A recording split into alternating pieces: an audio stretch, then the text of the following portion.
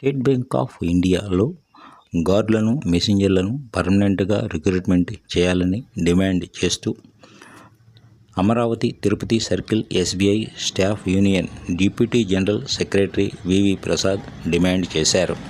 తిరుపతిలో జరిగిన SBI bank ఉద్యోగుల సమ్మెలో పాల్గొని వివి ప్రసాద్ ఈ సందర్భంగా మాట్లాడారు.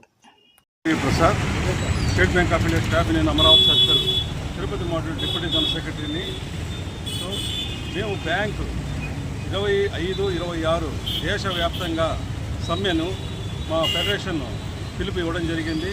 మా ఫెడరేషన్ జనరల్ సెక్రటరీ చంద్రశేఖర్ గారు మాకు దిశా నిర్దేశాలు ఇచ్చారు. సమ్మెలో పాల్గొని విజయవంతం చేయాల్సిందిగా కోరుతున్నారు. మా ప్రత్యేకమైన డిమాండ్ ఏంటంటే 16 లెజిటిమేట్ డిమాండ్స్ ఉన్నాయి మావి.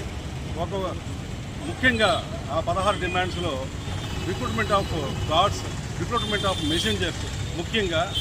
ఇప్పుడు ఎందుకంటే మొన్న గుజరాత్ స్టేట్లో జరిగిన సూరత్ ఒక బ్రాంచ్లో గార్డు లేని దానివల్ల మా సిబ్బంది పైన ఒక మూకుమ్మడిగా దాడి చేసి మా 50 లక్షల రూపాయలు వాళ్ళు దోచుకుపోవడం జరిగింది. ఎందుకంటే గార్డు లేని దానివల్ల. సో మేము చాలా రిపీటెడ్గా యూనియన్ రిప్రజెంటేటివ్స్గా చాలా కాలంగా గార్డ్స్ని నియామకం చేయండి అని చెప్తున్నా కానీ మా మేనేజ్మెంట్ మొండి వైఖరి చూపిస్తూ మా వినతిని పెడచెవిన పెట్టడం జరిగింది. అలాగే అక్కడ సపోజ్ వాళ్ళు గన్ను పెట్టి కాల్చే ప్రయత్నం కూడా చేశారు. మాకు గార్డు ఉంటే ఆ సమస్య ఉత్పన్నమయ్యేది కాదు. రీసెంట్గా మా జనరల్ సెక్రటరీ గారు కూడా అక్కడికి బ్రాంచ్కి వెళ్ళడం జరిగింది. ఇప్పటికి కూడా అక్కడ గార్డు నియామకం జరగలేదు. సో చూడండి, మేనేజ్మెంట్ ఎంత అంటే మాకు అభద్రతా భావం కల్పిస్తూ ఈ పరిస్థితుల్లో ఉద్యోగం చేయాలన్నా కానీ చాలా ఇబ్బందికరమైన పరిస్థితులు ఏర్పడుతున్నాయి. అలాగే మాకు పర్మనెంట్ మెసెంజర్స్ కూడా లేరు.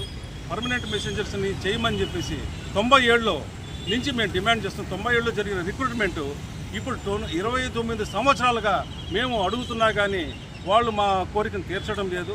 ఎందుకంటే మా న్యాయమైన కోరిక, ఒక పర్మనెంట్ మెసెంజర్ ఉంటే చాలా రెస్పాన్సిబుల్గా ఉండి అన్ని డ్యూటీస్ చేస్తాడు. ఇప్పుడు అవుట్సోర్సింగ్ ఎంప్లాయీస్ని వాళ్ళకి క్లీనింగ్ అండ్ టెస్టింగ్ మాత్రమే వాళ్ళు చేయాల్సిన పనులు.